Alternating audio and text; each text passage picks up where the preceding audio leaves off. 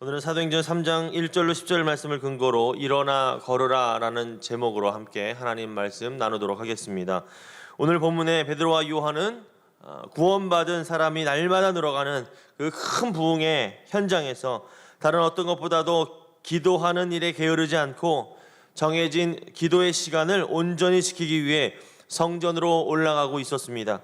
그때 그들은 미문이라는 이름의 성전 문 앞에서 구걸하고 있는 한 사람을 만나게 되는데요. 그는 나면서부터 걷지 못하는 그런 사람이었습니다. 우리 2절로 3절 말씀을 함께 합독합니다. 시작. 나면서 못 걷게 된 이를 사람들이 메고 오니 이는 성전에 들어가는 사람들에게 구걸하기 위하여 날마다 미문이라는 성전문에 두는지라. 그가 베드로와 요한이 성전에 들어가려 함을 보고 구걸하거늘. 아멘. 사람들이 그를 매일 그곳에 가졌다 놓았다고 그래요. 이 사람들이 갖다 놓았다는 것은 그가 스스로 아무것도 할 수 없는 사람이며 혼자서는 어떤 생계를 유지할 수 없으므로 매번 다른 사람에 의해 운반되어져야 하는 아주 불쌍한 인생이라는 것을 알 수가 있습니다. 그런데 오늘 본문에 이 사람은 베드로와 요한이 성전에 들어가는 것을 보았습니다. 그리고 평소에 하던 대로 평소와 마찬가지로 구걸하였습니다. 저는 그가 구걸을 하였지만 지나가는 사람들에게 어떤 특별한 바라는 것은 없을 것이라고 생각을 합니다. 그 이유는 그가 아주 오랜 시간 거기서 그런 경험을 계속해서 해왔기 때문입니다. 저는 서울역 등에서 구걸하시는 분들을 본 일이 있습니다. 그들이 구걸을 할 때 어떤 달라는 어떤 뜨겁군 열정적인 그렇게 구하는 모습을 저는 본 일이 없습니다. 그분들은 항상 지쳐 있는 모습이었고 언제나 봐도 모든 것을 포기한 듯한 그런 모습이었습니다. 그냥 지금 자신을 도와주면 좋고 그렇지 않아도 상관없다 그런 모습이었습니다.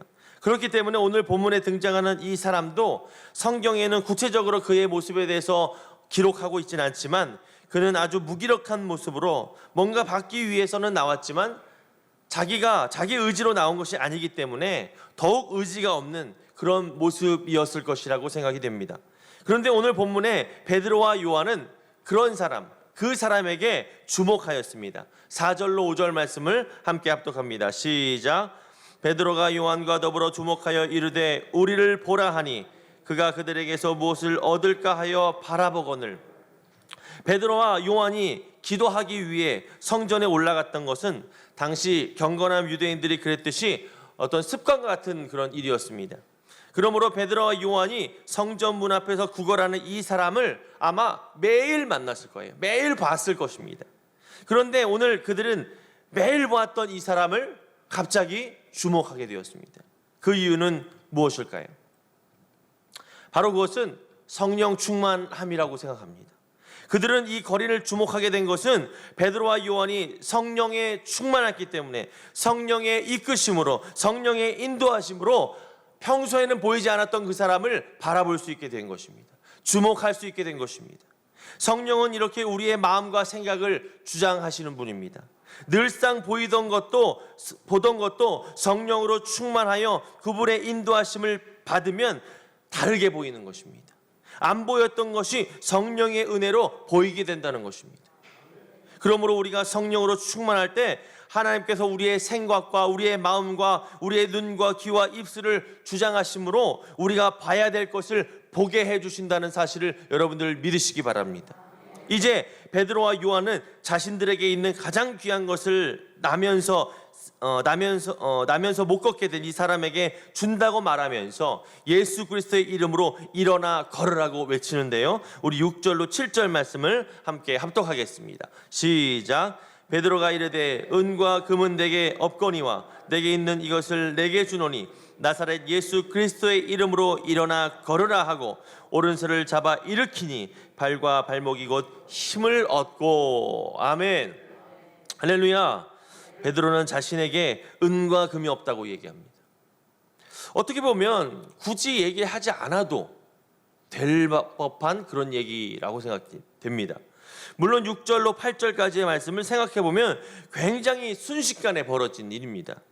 그러나 이 말이 그냥 의미가 없는 말이라고, 의미가 없는 말은 아니라고 생각이 되어집니다. 그러면 베드로와 요한은 자신들이 은과 금이 없다는 얘기를 왜 했을까요? 그것은 인간의 삶에는 물질보다 중요하며 인간에게는 가장 중요한 것이, 인간에게 가장 중요한 무언가가 있기 때문이라고 생각이 되어집니다. 이 거린이 구하는 것은 은과 금, 즉 물질입니다.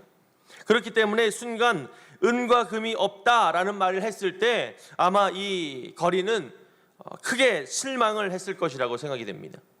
그러나 그가 일어나 걷고 뛰게 되었을 때 그는 인생에 정말 중요한 것이 무엇인지에 대해서 깨닫게 되었다고 생각이 되어집니다. 물론 인간이 없어서는 안 되는 것, 은과 금, 물질입니다. 지금도 많은 사람들은 이 물질을 가장 귀한 것으로 삼고 살아갑니다. 베드로가 은과 금이 없다고 말한 것은 인생에서 이 물질보다 더 중요한 것이 있다라는 것을 말하기 위함이었을 수 있습니다. 그리고 그것이 태어나면서 걷지 못했던 이 사람에게 가장 필요한 것이었기 때문이었습니다. 여러분, 이 교훈은요, 우리에게도 동일하게 적용됩니다. 우리 인생에서 가장 중요한 것이 무엇입니까? 은입니까? 금입니까? 아니죠. 우리에게 가장 중요한 것은 바로 예수 그리스도입니다. 베드로와 요한은 그 은과 금이 없었습니다. 아무런 물질이 없었습니다. 이 사람이 요구하는 것을 들어줄 수가 없었습니다. 그들이 가지고 있는 것은 오직 예수 그리스도뿐이었습니다. 그것도 조금 가지고 있는 게 아니라 충만하게 가지고 있었습니다. 그렇기 때문에 그 예수 그리스도를, 충만한 예수 그리스도를 나눠줄 수 있었던 것입니다. 사랑하는 성도 여러분, 우리 믿음의 성도들의 인생도 이와 같아야 될 줄 믿습니다. 우리는 오직 예수 그리스도로 살아갑니다. 할렐루야. 예수 그리스도와 복음을 가장 큰 가치로 여기며 살아야 되는 것입니다. 그리고 이 세상에서 많은 사람들에게 이 예수 그리스도를, 가장 귀한 예수 그리스도를 전하며 나누어주며 살아야 됩니다. 왜 그렇습니까? 인간에게 가장 중요한 것은 바로 예수 그리스도, 생명보다 더 귀한 것은 없기 때문입니다. 오늘 본문에 나면서 걷지 못했던 이 사람은 죽은 사람과 같은 인생을 살고 있었던 사람이었습니다. 아무런 희망도 없고 아무런 소망도 없고 그런 인생을 살고 있었던 사람에게 베드로와 요한을 통해서 예수 그리스도의 이름을 들었을 때, 예수 그리스도를 만났을 때 그는 일어나 새로운 삶을 살게 되었다는 것입니다. 이렇게 인간의 인생은 예수 그리스도를 통해 변화되고 새로운 삶을 살게 되는 것입니다. 죽어가는 많은 사람들, 사망에서 건지는 길 무엇입니까? 바로 예수 그리스도, 할렐루야, 예수 그리스도를 전하는 것뿐입니다. 그러므로 우리는 예수 그리스도를 전하는 사명을 온전히 감당해야 될 줄 믿습니다.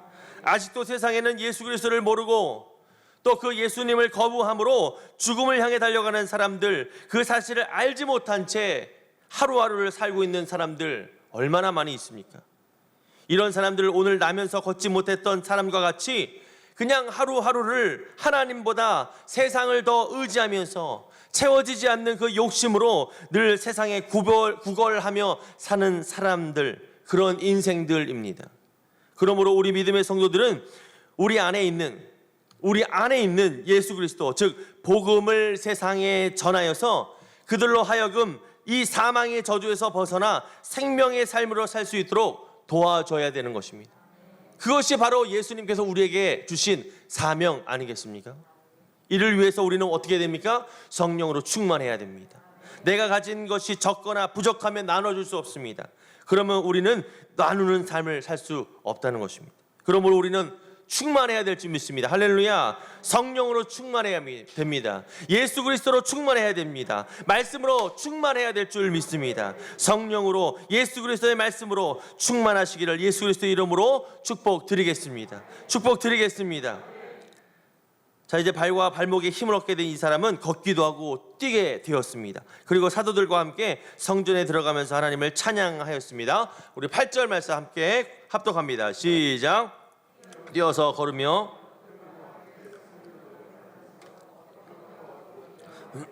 하나님을 찬송하니. 아멘. 나면서 한 번도 걸어본 적이 없는 이 사람은 베드로와 요한을 만나 예수 그리스도의 이름으로 걷기도 하고 일어나 걷기도 하고 뛰기도 하였습니다. 사도행전 4장 21절에 보니까 이 사람은 마음이 넘는 그런 사람이었습니다. 40년 이상 한 번도 걷지 못한 사람이 걷게 된 것입니다. 중요한 것은 이 사람의 나음은 육체적인 치료와 회복이 다가 아니라는 것입니다. 그가 성전으로 들어가면서 하나님을 찬송하였다는 것, 그가 그의 내면의 병, 영적인 병까지도 치유받았다는 그런 의미입니다. 이것은 여러분 다시 말해서 과거 성전 미문 앞에서 무기력하게 썩어질 것을 구하며 하루하루를 비참하게 살았던 영적 장애까지 치료를 받았다는 것입니다. 하나님은 이렇게 성령으로 충만한 성도들로 하여금 세상 가운데 무기력으로 썩어질 것을 구하며 하루하루를 영적인 장애를 가지고 살아가는 많은 사람들을 치료하고 구원하시기를 원하시는 것입니다. 이것이 바로 하나님께서 우리에게 성령님을 보내주시고 성령으로 충만케 하시는 이유입니다. 말씀 정리합니다. 사랑하는 성도 여러분, 오늘 본문의 베드로와 요한 이 두 사도와 나면서 걷지 못했던 이 사람은 공통점과 차이점이 있습니다. 먼저 공통점은 두 부류 다 구하고 있다는 것입니다. 두 사도는 성전에 올라가서 기도하며 하나님께서 구했습니다. 성령 충만하기를 아마 구했을 것입니다.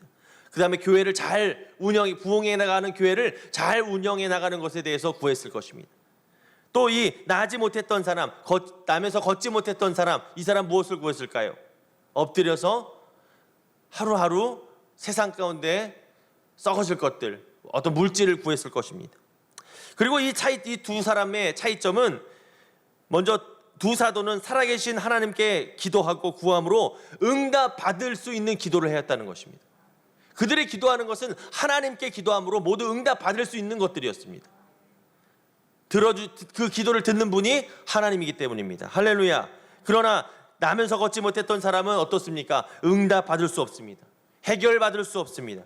그런 존재인 세상 가운데, 만물 가운데 자신의 필요를 구하고 있었기 때문이었습니다. 이런 분명한 삶의 모습 속에서 하나님께서는 믿음의 성도들인 저와 여러분들에게 성령님을 보내주셨습니다. 그 이유가 무엇이었습니까? 세상 속에서 힘겹게 살아가는 많은 사람들, 무기력하고 썩어질 것을 구하며 하루하루를 버티고 있는 사람들, 그러므로 종국에는 지옥을 향해 달려가고 있는 저 불쌍한 사람들, 다시 말해서 성전 미문에 나면서 걷지 못하는 자와 같이 희망 없이 살아가는 사람들을 구원하라고 하나님 앞에 인도하기 위해서 우리들에게 성령을 허락해 주셨습니다. 그들을 구원하기 위해 하나님께서는 먼저 믿는 우리들에게 성령님을 보내시고 성령으로 충만하게 하시고 그들을 향해, 세상을 향해 나아갈 것을 말씀하신 것입니다.